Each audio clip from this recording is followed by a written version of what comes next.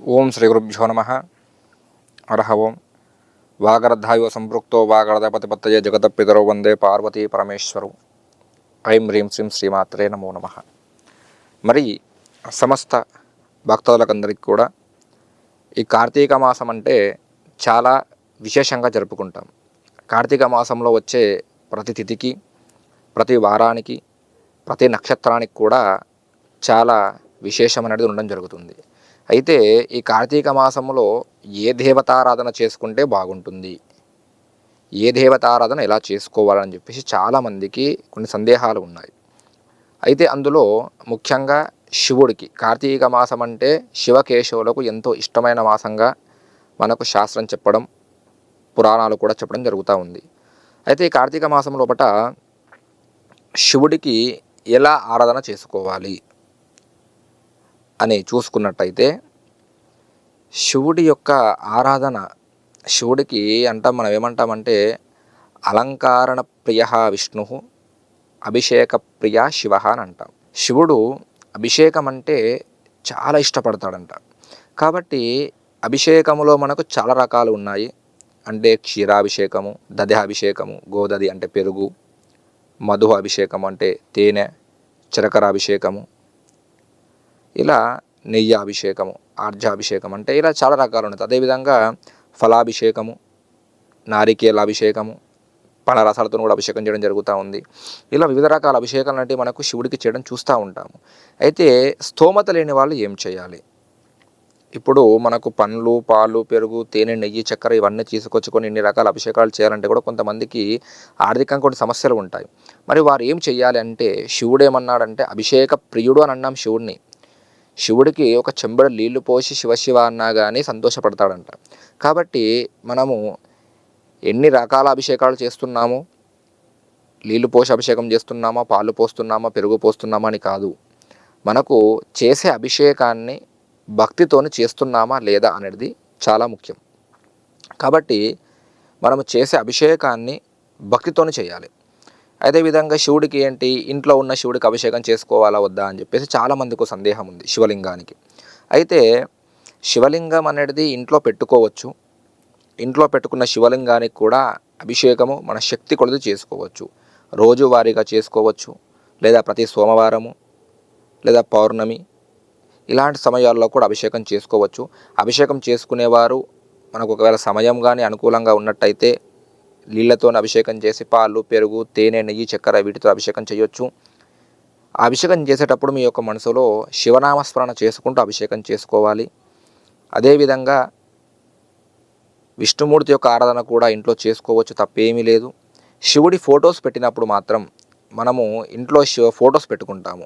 విగ్రహాలే కాకుండా కొంతమంది పటాలు కూడా పెట్టుకుంటారు, దేవుడి యొక్క పటాలు పెట్టుకున్న వారు మాత్రం వారంకి ఒకసారి వాటిని తూడ్చి మళ్ళీ బొట్టు పెట్టుకుంటే సరిపోతుంది.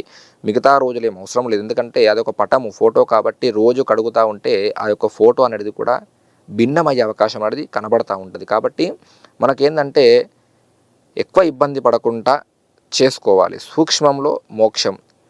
మనం ఎలా చేస్తున్నామో, ఏమి చేస్తున్నామో అందరూ చేసినట్టు చేస్తున్నామా అని కాదు, మన లోపల ఎంత భక్తి ఉన్నది, చేసే పనిని మనము భక్తితో చేస్తున్నామా లేదా అనేది చూసుకోవాలి.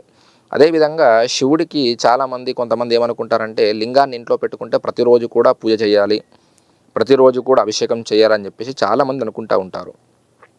అయితే శివలింగాన్ని ఇంట్లో పెట్టుకుంటే ప్రతిరోజు పూజ చేసుకుంటే చాలా మంచిది. శివలింగం అనే కాదు, ఏ దేవతారాధన అయినా సరే ఇంట్లో విగ్రహాలు ఉంటే ప్రతిరోజు చేసుకుంటే చాలా బాగుంటాయి. కాకపోతే మనకేందంటే కొన్ని సందర్భాలలో యాత్రలు వెళ్ళడం కానివ్వండి, లేదంటే దూర ప్రయాణాలు పోవడం కానివ్వండి చేస్తూ ఉంటాము.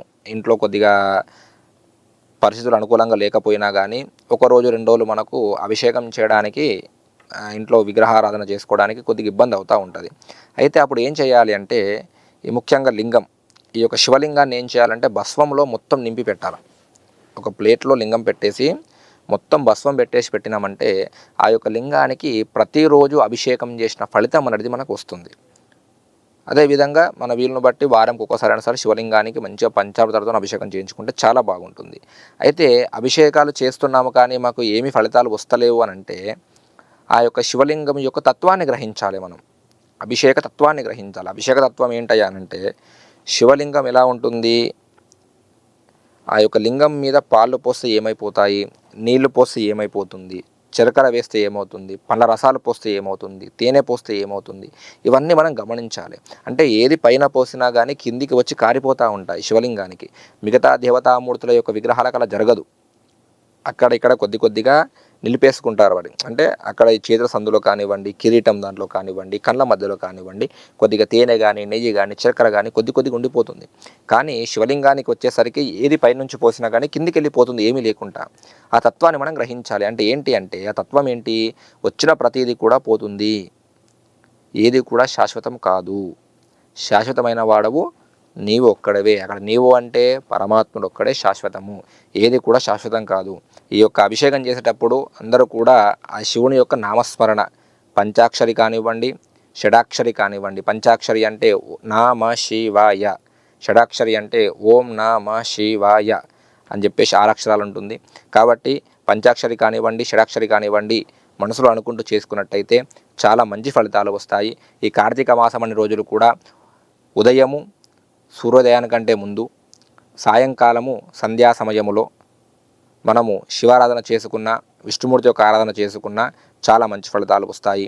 కాబట్టి అందరూ కూడా ఈ యొక్క కార్తీక మాసంలో శివారాధన చెప్పిన విధంగా చేసుకొని ఆ యొక్క తత్వాన్ని గ్రహించుకొని మీ యొక్క ఆరాధన చేసుకున్నట్టయితే మంచి ఫలితాలు వస్తాయి. శివుని యొక్క అనుగ్రహం మీ పైన ఉంటుంది. కనీసం ఈ యొక్క కార్తీక మాసం ఈ 30 రోజులైనా సరే ఆ భగవంతుని యొక్క నామస్మరణ చేసుకుంటూ మనము భగవంతునికి మనల్ని మనం అంకితం చేసుకుంటే, అర్పితం చేసుకుంటే చాలా మంచి ఫలితాలు వస్తాయి, మంచి పుణ్యం వస్తుంది. ఏవైతే పనులలో మీకు ఆటంకాలు వస్తాయో అటు పనులు కూడా విజయవంతంగా ముందుకు వచ్చే అవకాశం అనేది కనబడుతూ ఉంటుంది. కాబట్టి అందరూ కూడా ఈ విధంగా చేసుకుంటారని చెప్పేసి కోరుకుంటున్నాను. లోకా సమస్త సుఖినో భవంతు.